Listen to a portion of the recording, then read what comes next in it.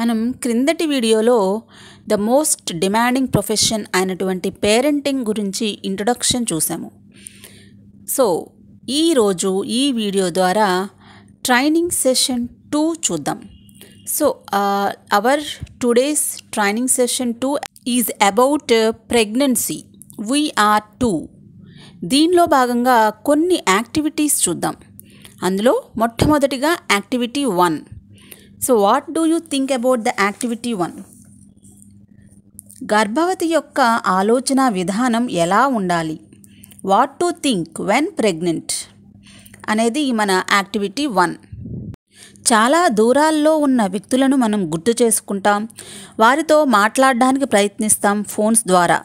మరి మనతో ఉన్న బుజ్జాయితో మాట్లాడకపోతే ఎలా అండి?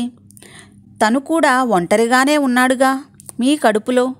ఒక్కసారి ఆలోచించండి, ఒక చీకటి గదిలో ఒంటరిగా ఉన్న ఒక వ్యక్తి పరిస్థితి సేమ్ అదే విధంగా ఉంటుంది మన గర్భంలోని బిడ్డకి.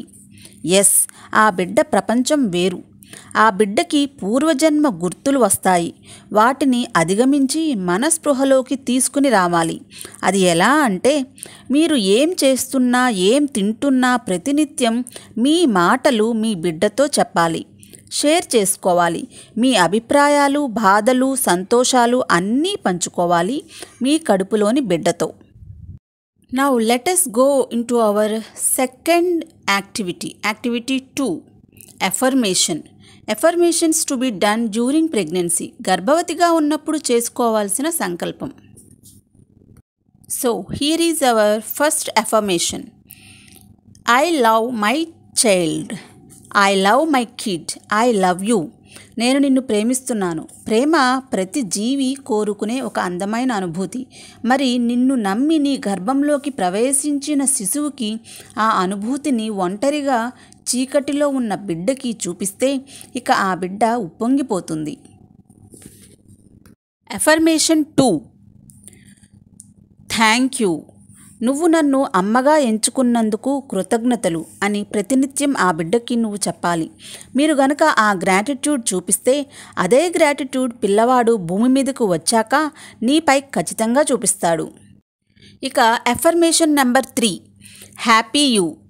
సంతోషం, ధైర్యం, ఆరోగ్యం, ప్రశాంతత నీకు అన్నీ కలుగుగాక అని ఆ శిశువుకి నీ యొక్క ఆశీస్సులు పంపించాలి. అప్పుడు తప్పకుండా గర్భంలోని బిడ్డ ఎంతో ఉత్సాహంగా, ధైర్యంగా ఆ చీకటిలో ఉంటాడు.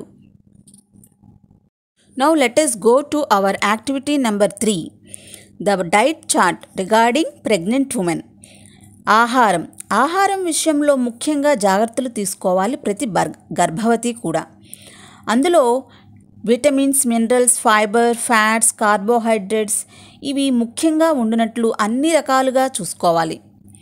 విటమిన్స్ ఎక్కువగా ఉండే పాలు, గుడ్లు, మినరల్స్ ఎక్కువగా ఉండే ఫ్రూట్స్, రా వెజిటేబుల్స్, ఫైబర్ ఎక్కువగా ఉండే ఆకుకూరలు, ఫ్యాట్స్ ఎక్కువగా ఉండే ఆల్ టైప్స్ ఆఫ్ నట్స్, గింజలన్నీ కూడా, అలాగే కార్బోహైడ్రేట్స్ ఎక్కువగా ఉండే బియ్యం, తేనె లాంటివి తప్పకుండా ఉండేలా చూసుకోవాలి తమ డైట్లో.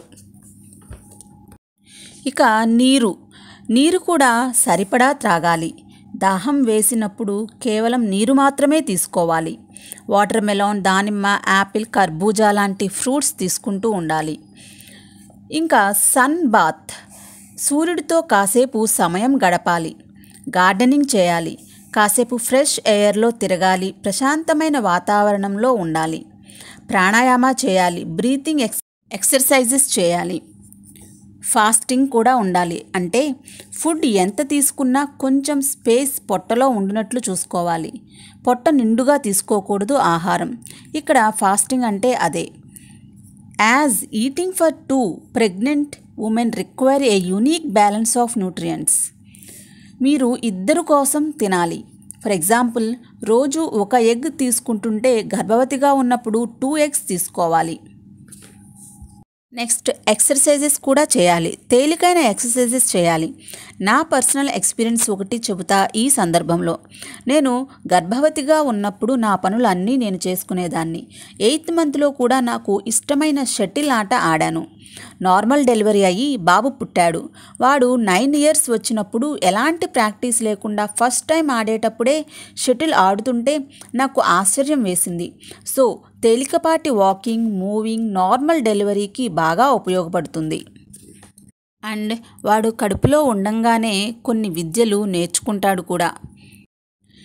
ఇక మెడిటేషన్, మనతో మనము కాసేపు స్పెండ్ చేయడమే ధ్యానం అంటే. దీని ద్వారా మనం ఎలాంటి సందర్భంలోనైనా సంతోషంగా ఉండగలుగుతాం, ఇంటర్నల్లీ అండ్ ఎక్స్టర్నల్లీ. సో ఒక్కసారి ఇప్పటివరకు నేర్చుకున్నది రీక్యాప్ చేద్దాము. మొట్టమొదటిగా ప్రెగ్నెంట్ ఉమెన్ తీసుకోవాల్సినటువంటి జాగ్రత్తల్లో భాగంగా 3 యాక్టివిటీస్ నేర్చుకున్నాము. అందులో మొదటి యాక్టివిటీ ఆలోచన విధానం, రెండవ యాక్టివిటీ ఎఫర్మేషన్స్, 3 రకాలైన ఎఫర్మేషన్స్ తెలుసుకున్నాం. ఇక మూడవ యాక్టివిటీ గర్భవతిగా ఉన్నప్పుడు పాటించవలసినటువంటి ఒక 8 జాగ్రత్తలు తెలుసుకున్నాం. ఏంటా 8? మొట్టమొదటిది ఆహారం, డైట్ చార్ట్ జాగ్రత్తగా చూసుకోవాలి. అన్ని vitamins, minerals, fibres, fats, carbohydrates ఉండినట్లు చూసుకోవాలి. ఇక వాటర్, రెండవది వాటర్ సరిపడా తీసుకోవాలి.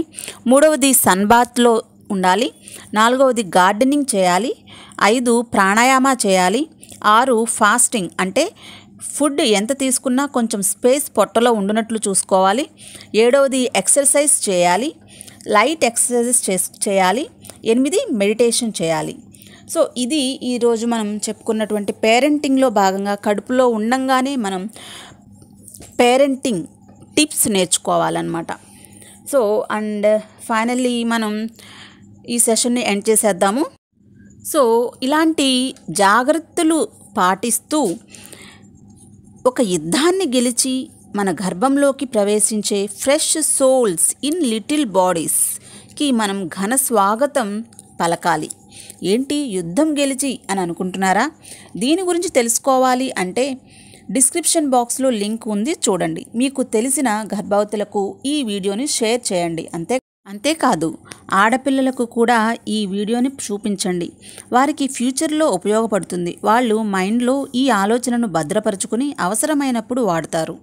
How is the training session 2 of parenting? If you like so, please like, share, comment and subscribe. Thank you so much.